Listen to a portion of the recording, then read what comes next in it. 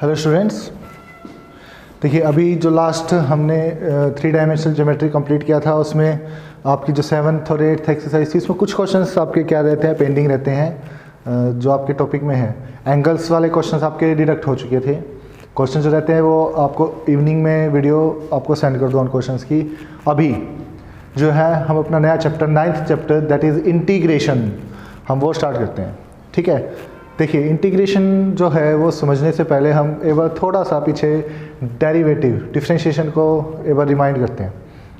देखिए डिफरेंशिएशन क्या था, एक तरह से जनरली हम देखें डिफरेंशिएशन मतलब क्या, टुकड़े करना, चीज़ों को छोटा करना, डिफरेंशिएट करना, है ना। और वैसे डेफिनेशन क्या थी उसकी कि अगर that is a slope of tangent, किसी भी कर्व के ऊपर आपने किसी पॉइंट पे टेंजेंट ड्रॉ किया है तो उस टेंजेंट के स्लोप को भी हम क्या कहते हैं, डिफरेंशिएट कहते हैं। यानी कि एक पॉइंट का जो पाथ है वो जिस रेट से मूव कर रहा है आपका, उस रेट ऑफ चेंज को हम क्या बोल देते हैं, डिफरेंशिएशन बोल देते हैं।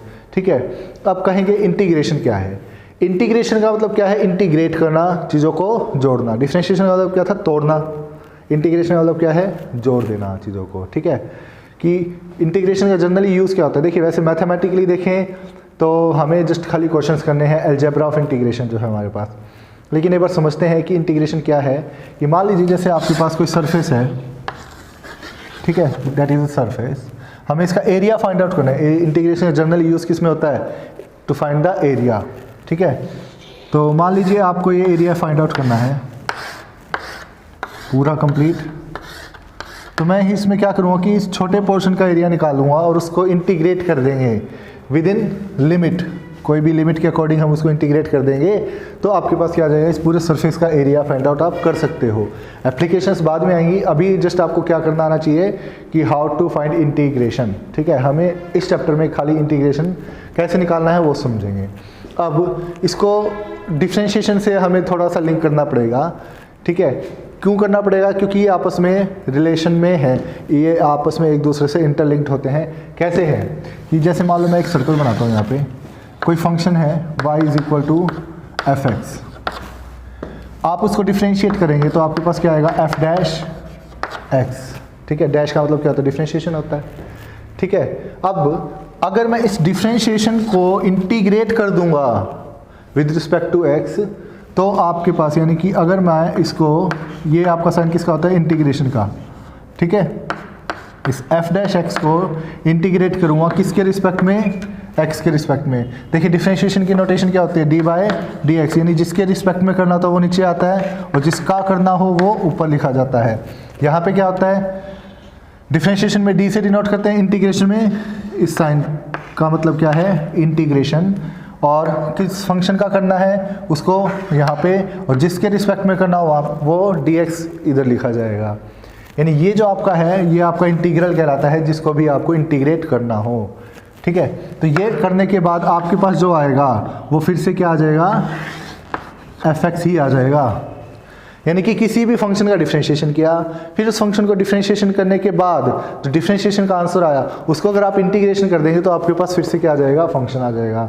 यानी कि कहने का मतलब क्या हुआ इन शॉर्ट, कि अगर आप किसी फंक्शन को इंटीग्रेशन कर रहे हैं, इसका मतलब वो इंटीग्रेशन आप किसका कर रहे हैं, ये जो जिसका आपको इंटीग्रेशन करा वो एक्चुअली किसी ना किसी फंक्शन का डेरिवेटिव है।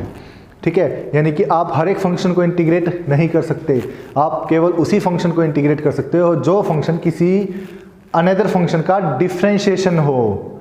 ठीक है, जैसे मैं एग्जांपल आपको देता हूँ, suppose y is equal to x raise to power 8, आपके पास कोई फंक्शन है, इसको डिफरेंशिएट करेंगे आपके पास 8x7 आएगा। तो क्योंकि ये फंक्शन इसका डिफरेंशिएशन है तो आप इसको इंटीग्रेट कर सकते हो, और इंटीग्रेट इसको करोगे तो आपके पास फिर से x की पावर 8 ही आपके पास ऑब्टेन्ड होगा। कैसे होगा वो अभी आपको प्रोसीजर बताता हूँ इसका। ठीक है, तो ये आपके पास क्या है, इंटीग्रेशन है। अब इंटीग्रेशन करते कैसे हैं, अब मेन जो टॉपिक है अपना ये देखिए। स्टार्टिंग में जब आप करेंगे इसमें कई मेथड्स हैं, सब्स्टिट्यूशन मेथड भी है, कई फॉर्मूले भी हैं। तो स्टार्टिंग में जब आप करोगे तो एक्सरसाइज के अकॉर्डिंगली तो आप कर दोगे, ठीक है, लेकिन जब इंडिविजुअली आएंगे तो आपको शुरू में तो एक क्वेश्चन ये अराइज होगा माइंड में कि सर हमें कैसे पता चलेगा कि किस क्वेश्चन में क्या मेथड लगाना है, क्या पुट करना है। तो कोई दिक्कत नहीं है, स्टार्टिंग में तो आपको प्रॉब्लम आएगी, लेकिन जैसे जैसे आप क्वेश्चंस को करके देखेंगे आप हैबिचुअल हो जाएंगे, आपको प्रैक्टिस होगी तो आप क्वेश्चन को देखते ही पता चल जाएगा कि हाँ अब तो इसमें ये पुट करना है। वही बात है बेटा कि जब वो कोई बात है ना, बच्चा जब पैदा होता है तो उसको चलना नहीं आता, धीरे धीरे वो प्रैक्टिस करता है तो उसको चलना भी आता है। तो वही चीज़ यहाँ पे भी अप्लाई होगी कि जब आप क्वेश्चंस करेंगे स्टार्टिंग में समस्या आएगी, लेकिन जब प्रैक्टिस कर लेंगे तो फिर वो समस्या ख़त्म भी हो जाएगी आपकी, ठीक है। तो देखिए मान लीजिए आपके पास कोई फंक्शन f(x) है x⁻n, ठीक है, सिंपल फंक्शन हम लेके चलते हैं एक बार। इसको इंटीग्रेट करना है आपको, कैसे होगा, इंटीग्रेशन को i से डिनोट करते हैं, ये इंटीग्रेशन का साइन, ठीक है, x⁻n dx। इसका मतलब अब ये पूरी नोटेशन का मतलब क्या हुआ कि we are integrating x⁻n with respect to x। We are integrating किसको, x⁻n को किसके रिस्पेक्ट में, x के रिस्पेक्ट में। तो इसको कैसे करेंगे, जो भी फंक्शन है वो एज इट इज़ पावर में एक ऐड करो और उसी ऐड करने के बाद जो आंसर है उसी से हमें क्या करना है, डिवाइड भी करना है। उसके बाद अब पावर को भूल जाओ एक बार के लिए, अंदर जो बचेगा उसको डिफ्रेंशिएशन करना है। ध्यान से सुनना स्टेप्स इसके। सबसे पहले पावर को क्या करोगे, एक ऐड करोगे और उसी से डिवाइड करोगे।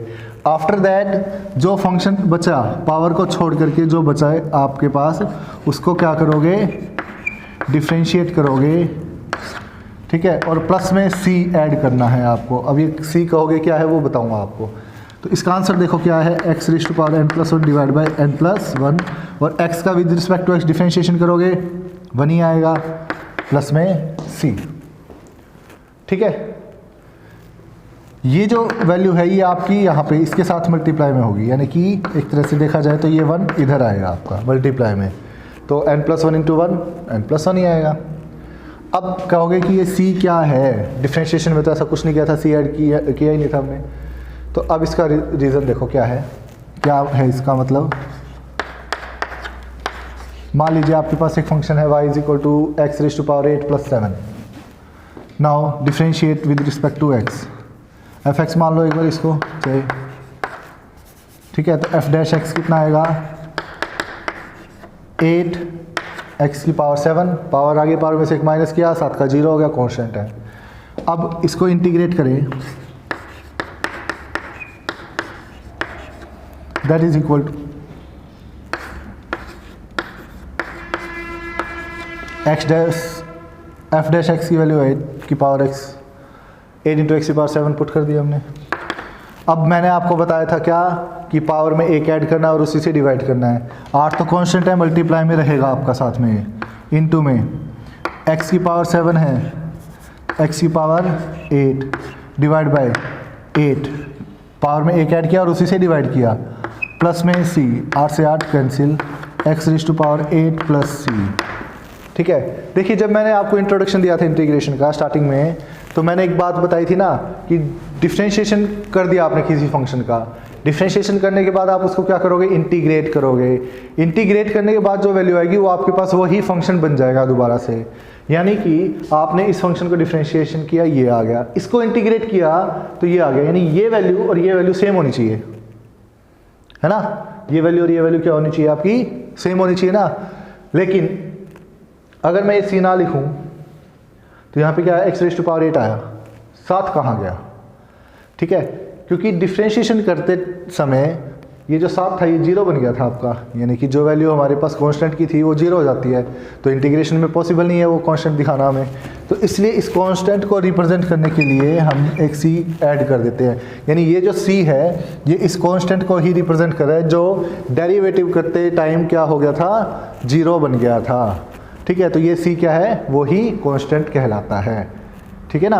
अब कहोगे कि कैसे पता चले c की वैल्यू, उसके लिए फिर आगे प्रोसीजर होता है हमारे पास, कुछ आपको कोऑर्डिनेट्स दे देते हैं जो इस फंक्शन को सेटिस्फाई करते हैं, तो हम वही वैल्यू क्या रखेंगे इसमें पुट करेंगे, तो we can find the value of c।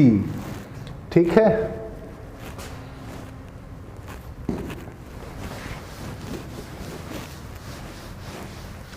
तो अब कुछ एक फॉर्मूलेज हैं हमारे पास। आज जो है ज़्यादा नहीं करवा रहा मैं एक्सरसाइज, आज स्टार्ट नहीं करवाऊँगा, जस्ट फॉर्मूले राइट करवा रहा हूँ। फॉर्मूले लर्न करना, समझना, सिर्फ याद नहीं करने हैं, फॉर्मूले आपको समझने हैं, क्योंकि समझोगे तभी अप्लाई कर सकोगे, नहीं तो इंटीग्रेशन में आप उलझ करके ही रह जाओगे। तो फॉर्मूले समझें फिर याद करें। तो फर्स्ट फॉर्मूला मैंने आपको लिखवाया था यहाँ पे, क्या था, integration of x raise to power n d x is equal to x raised to power n plus 1 divided by n plus 1 plus c. And the second formula, integration of ax plus b whole power n dx. कैसे करें अब इसको, वही procedure देखो ध्यान से, ax plus b raised to power n plus 1 divided by n plus 1. फिर अब मैंने आपको बताया था कि जो भी फंक्शन हो, पावर को छोड़ दो, अंदर जो बचा उसको डिफ्रेंशिएट करना है। तो ax प्लस बी का डिफ्रेंशिएशन कितना, a, b का तो 0 हो गया ना, तो a से आप क्या कर दोगे, डिवाइड और कर दोगे, यानी यहाँ पे आप a लिखेंगे प्लस में c। अब मेन चीज़ क्या है, यहाँ पे आप देखेंगे इस तरह का जब भी फंक्शन आए होल पावर, तो ये फंक्शन मस्ट भी क्या होना चाहिए आपका, एक लीनियर फंक्शन होना ज़रूरी है। ठीक है, that function must be a linear function, नहीं तो गड़बड़ हो जाएगी। ठीक है, question number 3, integration of 1/x dx। log x का डिफ्रेंशिएशन क्या होता है, 1/x, तो 1/x का इंटीग्रेशन करेंगे तो क्या आएगा, log x आएगा प्लस में c। Fourth 1/ax plus b, इसका कैसे करें, तो इसका भी वही तरीका है आपके पास। ओके, ये तो मिटा दिया, ये रब हो गया ना, ये क्या था, ax प्लस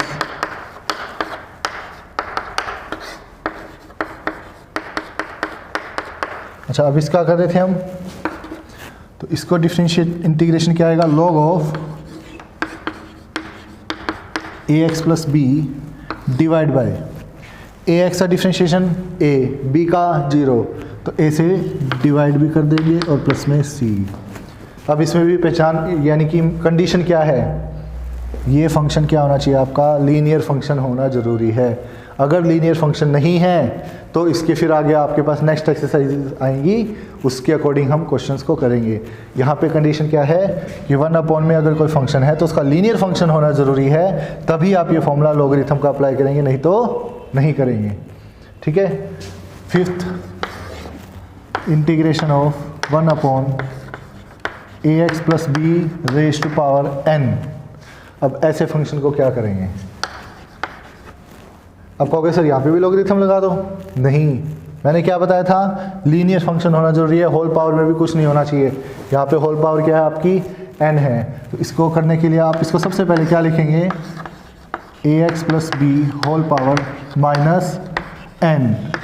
नाउ इंटीग्रेटिंग, तो ax प्लस बी की whole power minus n plus 1 divide by minus n plus 1 into में a प्लस c। ठीक है, ये आपके पास इसका फॉर्मूले हैं।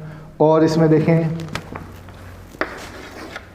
Integration of E raise to power x dx, e की पावर x का डिफरेंशिएशन क्या होता है, e की पावर x ही रहता है, तो इसका इंटीग्रेशन भी क्या आ जाएगा, e की पावर x प्लस c। लेकिन अगर यहाँ पे मल्टीप्लाई में पावर में m आ जाए तो आप क्या करेंगे, यहाँ पे तो ये एज इट इज ही रहेगा, लेकिन पावर का आप देखो डिफरेंशिएशन क्या आएगा, इस पावर को डिफरेंशिएट करो, कितना आएगा, mx का m, तो डिवाइड बाय m और लिखेंगे यहाँ पे। In the same way a raise to power mx dx, a raise to power x का डिफरेंशिएशन करते थे तो क्या आता था, a की पावर x इंटू में log ऑफ a। यहाँ पे log ऑफ a जो है वो आप डिवाइड में लिखेंगे, और mx का डिफरेंशिएशन करेंगे तो कितना आएगा, m, तो वो आप मल्टीप्लाई में प्लस में सी। ठीक है।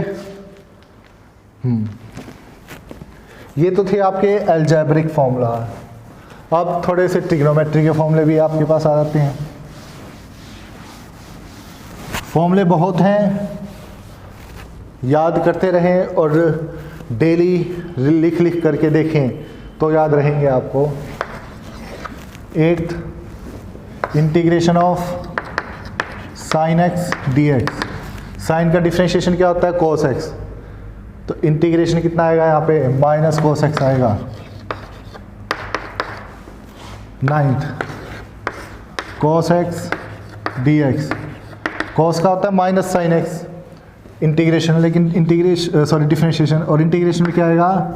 Plus sine x. ठीक है। 10th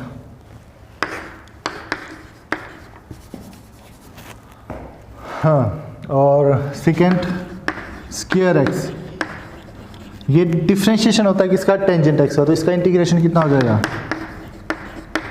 टेंजेंट एक्स प्लस सी।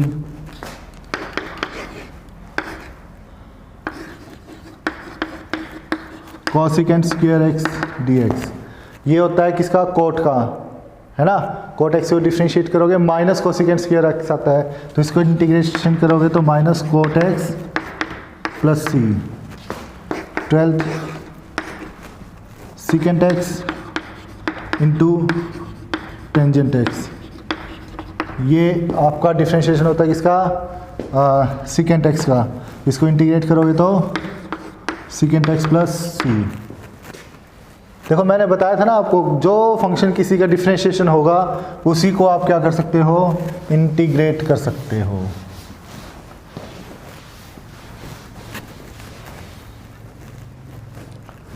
और cosecant x into cot x dx that is equal to minus cosecant x plus C. ये आपके पास कुछ ट्रिग्नोमेट्री के फॉर्मूले हैं। ठीक है। ठीक है ना। तो एक बार आज आप इतने ही याद करें, उसके बाद यूनिवर्स ट्रिग्नोमेट्री के भी आपके पास आएंगे, वो मैं आपको कल बता देता हूँ साथ के साथ। और कल से इंटीग्रेशन की एक्सरसाइजेज हम स्टार्ट करेंगे। आज इसका बेसिक पढ़ें और फॉर्मूले ज़रूर याद करें। ठीक है।